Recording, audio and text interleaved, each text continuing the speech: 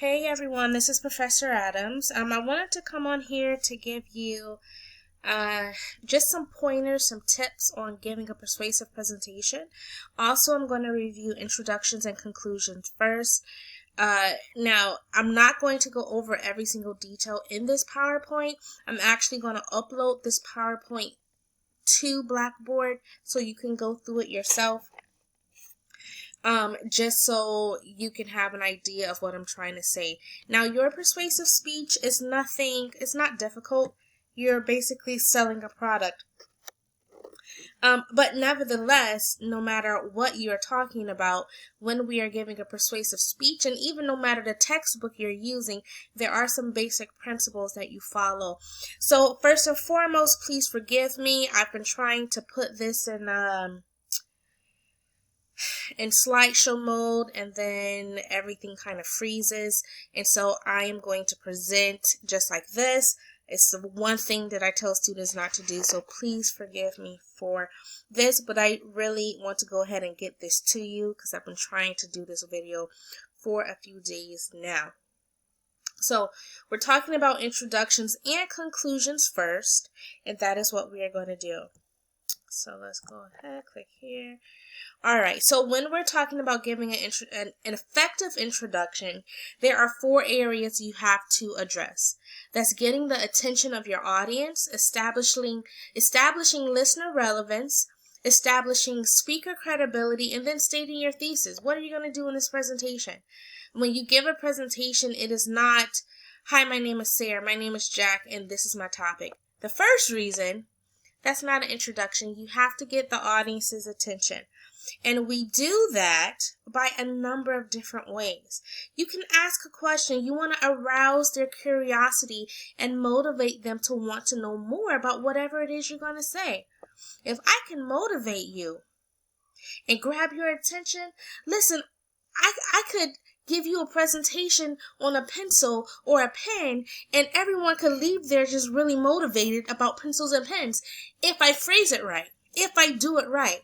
And so getting the attention is really important. We can do it through a number of ways. Startling statements, questions, rhetorical or direct. When you are giving direct questions, always keep it close-ended, meaning yes or no by a show of hands. An open-ended question allows for someone to explain and go in and give their opinion. And when you are the one giving the presentation, you do not want that because they are on your time. And the right person can easily overtake your presentation and just throw off what you want to, just your whole mood and how you have everything planned. You can also do stories, jokes, personal references, quotations, action, suspense. Make sure whatever you use, make sure it is relevant, that there is a clear connection between how you're introducing your audience and to your topic. The easiest example that I usually use is when we're talking about fruits and vegetables, because this is what I usually use when I'm trying to introduce just how to prepare an outline. And so I don't get up and say, "Hey, my name is Marva, and I want to talk about why fruits and vegetables are so important to eat." The first reason why I feel fruits and vegetables are important, that's not an introduction. It's not at all. I could tell a story. So I remember when I was younger and my mom would always put spinach on my plate. I hated it. I hated it. I hated it. I never ate it. She always made the reference to Popeye the Sailor Man, and if you're old enough, Popeye the Sailor Man was a cartoon, and he was a sailor, and he would always get really strong by eating a can of spinach. I didn't like it, not at all. So I could use a story like that, or I could just ask indirect questions by a show of hands. So how many of you like strawberries? What about blueberries? What about zucchini? And I'm going to get a show of hands, right? People are going to start raising their hands, and people are now interacting with me. And then also, people may start to even chatter, like, "Oh my gosh, I'm hungry now." And so I've stirred their curiosity. And if I'm in the audience, I'm like, "Okay, she got my attention. I'm hungry. What is she talking about? And so I got their attention. Those are just simple ways. And if you're trying to sell something, those are very simple things you can do. It could be a product that's really changed your life. It can be something that you didn't like to use it, but then maybe you tried a different brand. What makes that brand and that particular product stand out? And so you can do that, but be sure not to give too much details in the introduction. You want to throw the hook out there and just reel them in really slowly. All right, establishing relevance. Basically, you're asking, why should my listeners care about what I'm saying? In what ways might they benefit from what I'm hearing, from what they're hearing about? And then how might my speech address the listener's needs or desires? Those are things you need to address early. The why, how, the benefit. Like, what do you get from me standing up here talking about fruits and vegetables? Like, what are they going to benefit? How is what I'm talking about? How is me talking about fruits and vegetables going to meet a need or desire? Credibility. Perception of the audience about the speaker's competence and character.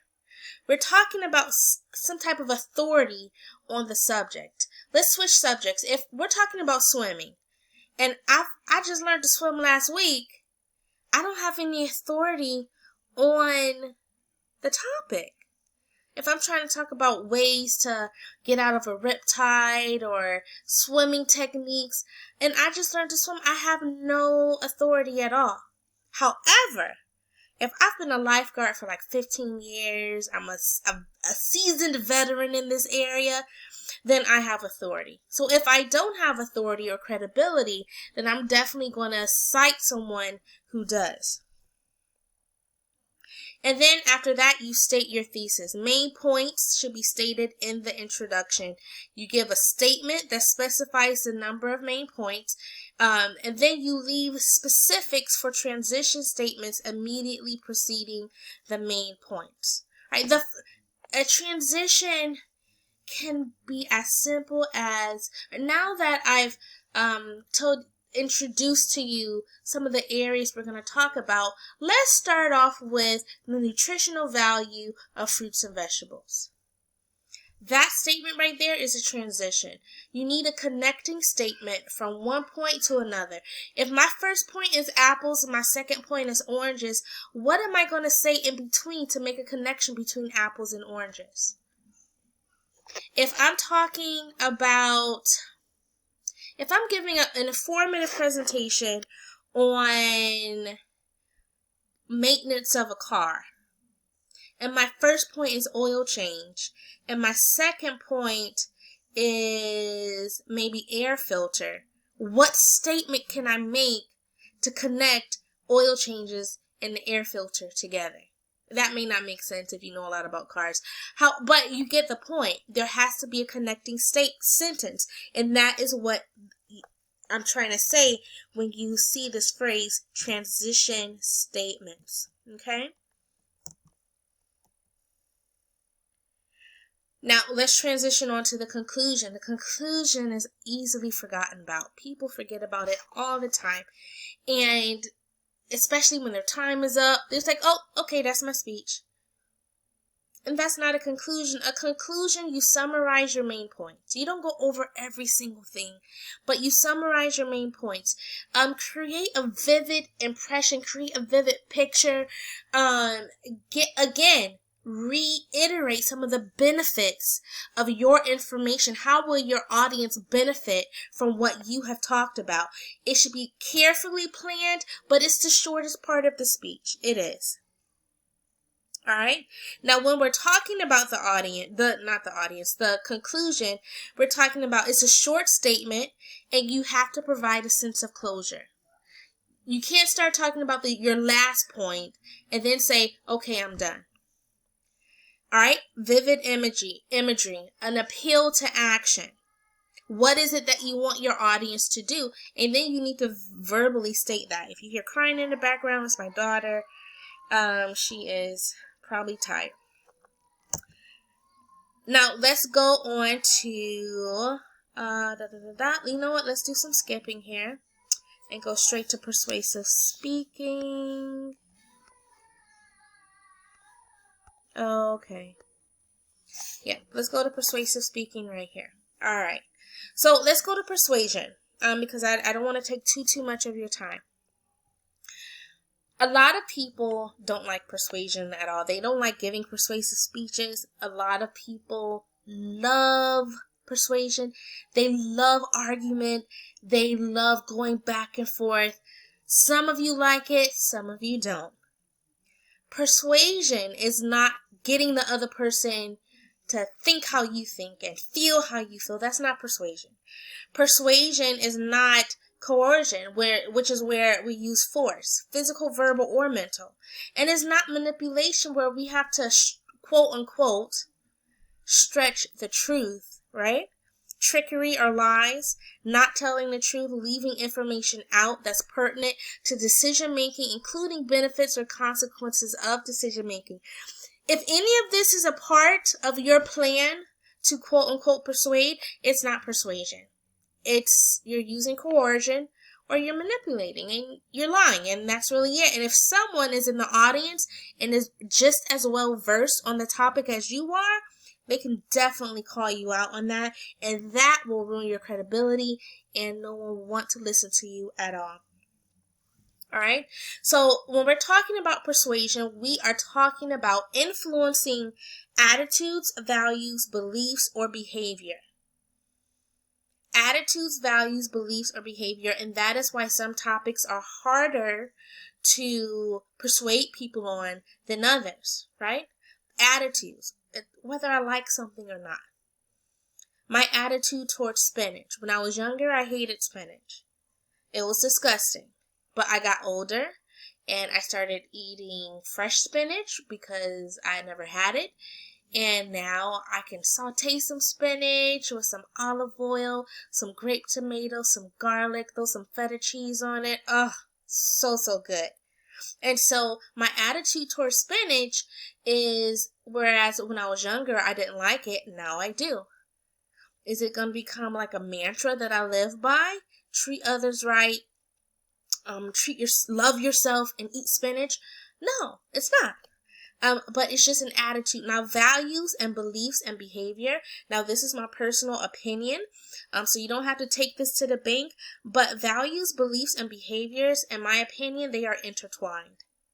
I'll give you an easy example, but one is controversial. It's the topic of religion. I'm a Christian. And so my values, how my parents brought me up, they fall under our belief in God. That influences my behavior.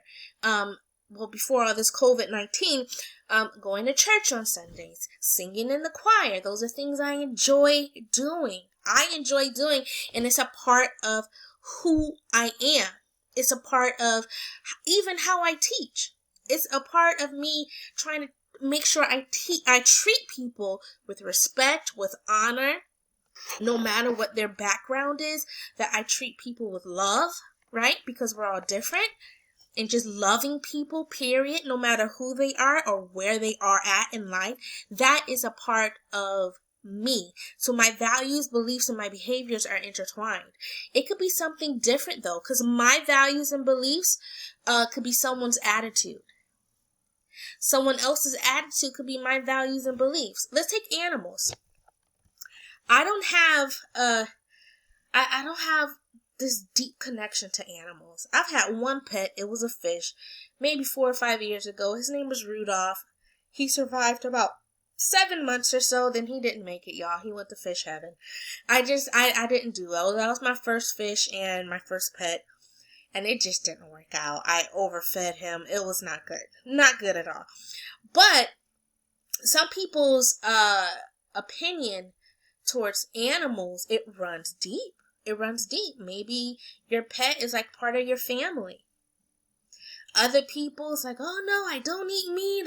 You're killing the cows. You're doing this and that. And I'm not saying this in a joking way to be disrespectful to anyone who is vegan. Or maybe you just don't do anything with fish, with meat, or anything. And maybe it's not because you have a love for animals. Maybe it's just that's by choice. You want to just eat a lot of plant-based. You want to have a plant-based diet. That's fine. But I'm just trying to show you that your attitudes, what you think lightly of, may be what is a value and a belief to someone else, which affects their behavior. Which is why when we are talking about any topic, we should always be respectful. Always be respectful. Okay?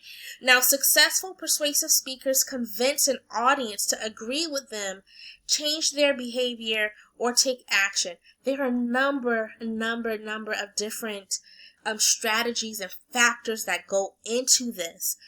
Let's look at this definition of rhetoric: the use of all available means of persuasion. Everything matters. How you dress when you go up there to present matters. Your tone, how you're speaking, it all matters. Whether you've practiced or not, because the audience, we can see, we know if you've practiced, if you're ready. That goes into whether we're going to be persuaded or not. Are you telling jokes that are a bit disrespectful? That is going to play a point. So you can know your information. You can know it well. But your ethics, how you treat your audience, how you talk to them, every single thing matters. Are you working in a group? Is everyone dressed professional and you're not? It can play a part into whether someone receives the information. Because I've had groups do that. Five people in the group, 4 people are dressed professional. One person is just in regular jeans or not, and it's like, oh, I forgot. I have the clothes, I just forgot. And people, when they have to write their critique about that group, every time I read the critique, everyone who had to write on that group, they mention the particular student who didn't dress in a professional manner and how it was disrespectful. It becomes what they focus on. Okay, so persuasive speakers develop solid arguments. An argument is just a position with the support of logos, ethos, and pathos. All right, an argument. That's all it is. And we're going to go into, let me move ahead. Okay. And so we're going to move ahead just in a second. But an argument, logos, ethos, pathos. Logos is when we use evidence and reasoning. Ethos is when we highlight competence, credibility. Competence is, do you know what you're talking about? Credibility and good character. That's why I was saying everything matters. It's not just the information, it's you as a person. And then pathos, emotions. We're emotional creatures. Even if you don't express emotion, that is a part of the emotional appeal. Now, when we're talking about arguments and just the beginning of it, and arguments include declarative sentences that clearly indicate the speaker's position on the topic. Today, I will persuade my audience XYZ. It's just a statement. That's it. So you have 3 types of propositions, and sometimes your statements can be a blur. It could be a mix of all 3. So the first one is proposition of fact, where I convince the audience that something did or did not occur, is or is not true, or will not occur. And then there's proposition of value and proposition of policy. All right, value is when we're talking about what's good, what's fair, what's moral, what's sound. Or the opposite. So we have good, bad, moral, immoral, fair, unfair. Proposition of policy. This is where we're talking about rules, policies, things that have regulations. That's a proposition of policy. Okay? So let us move on to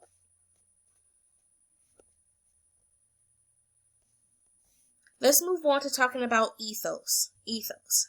Ethos is conveying good character when we are giving a presentation. And again, I can't go over every single thing because we're already at 20 minutes. However, these are just some tips for you to keep in mind when you are giving a presentation and trying to prepare your persuasive speech. Audience members believe in a speaker based on his or her goodwill. So the audience's perception that a speaker understands them, empathizes with them, and is responsive to them. If I'm talking about a persuasive topic, let's talk about animal cruelty. And I'm making the stance against animal cruelty, but let's say I'm kind of being lighthearted about it. Maybe I make a joke here or there.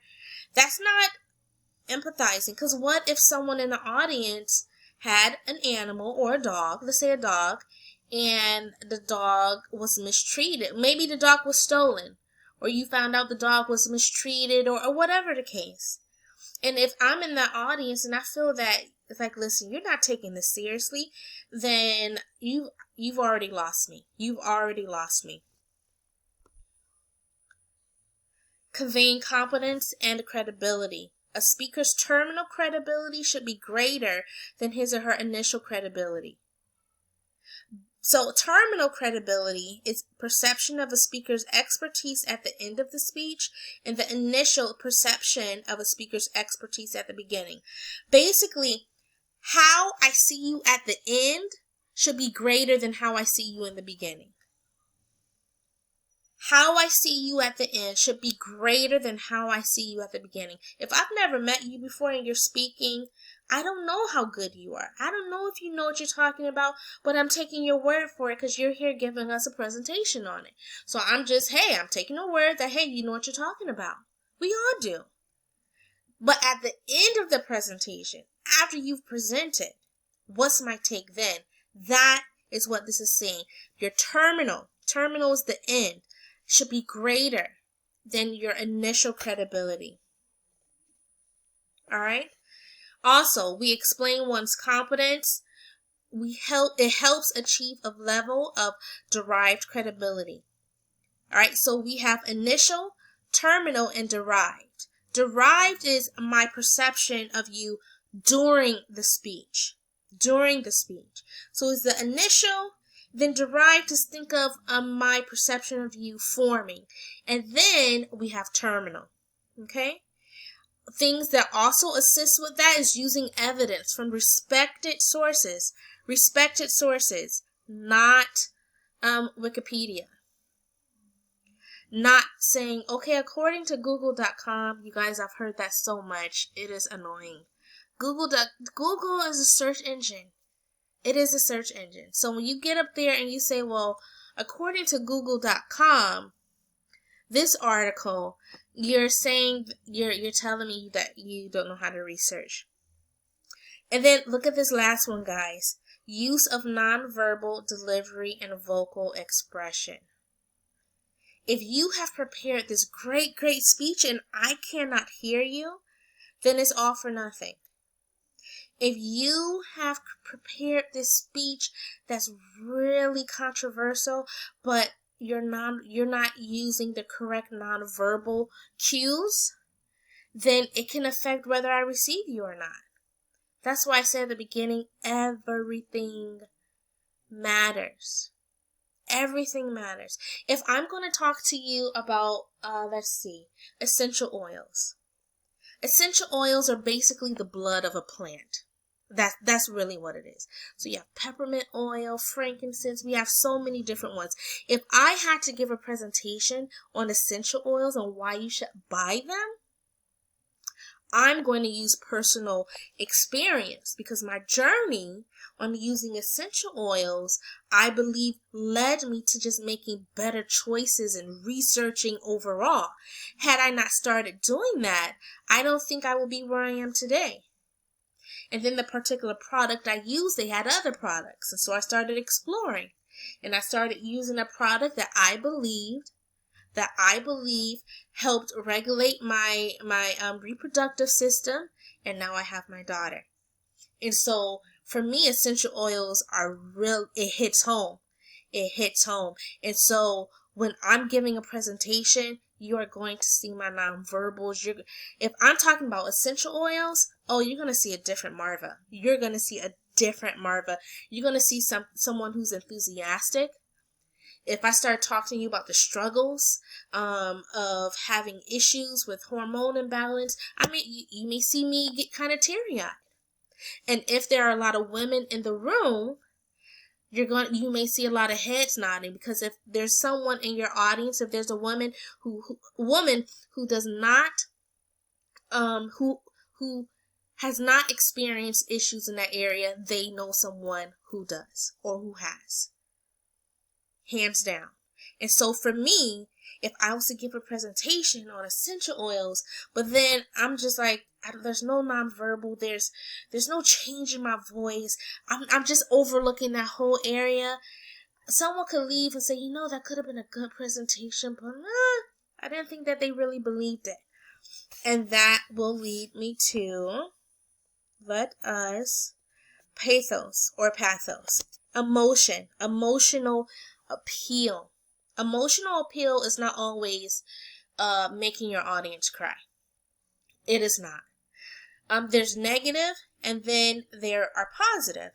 So there's fear, there's guilt, there's shame, there's anger, there's sadness. And then for positive, there's happiness or joy, pride, relief, hope, compassion.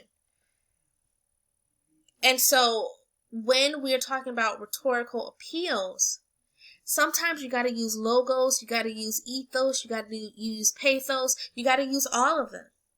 Sometimes your topic may rely more on one than the other.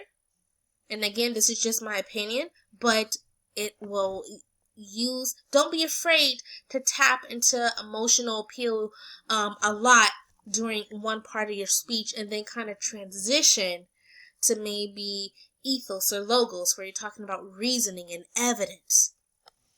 All right? So guidelines for appealing to emotions, and this may be really good when you are trying to sell a product. How much has it changed your life? Telling vivid stories.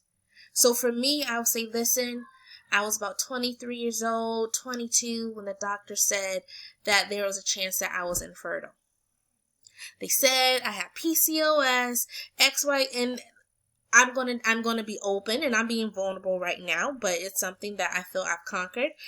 And so I'm telling a vivid story. It's personal, it's upfront, it's in your face.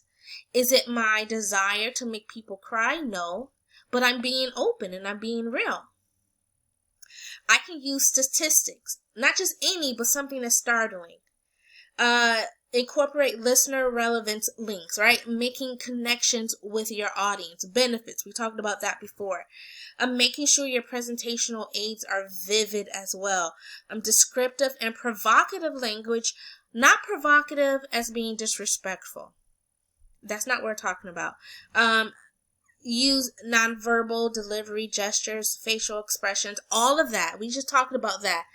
Is connected to emotional appeal. Okay? La, la, la, la.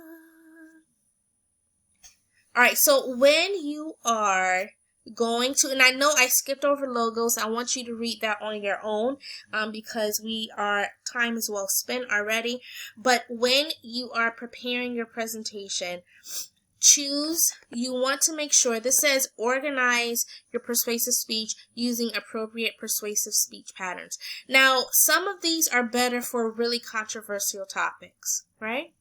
The one that I feel may be better for you would probably be motivated sequence. Let's see if it starts here.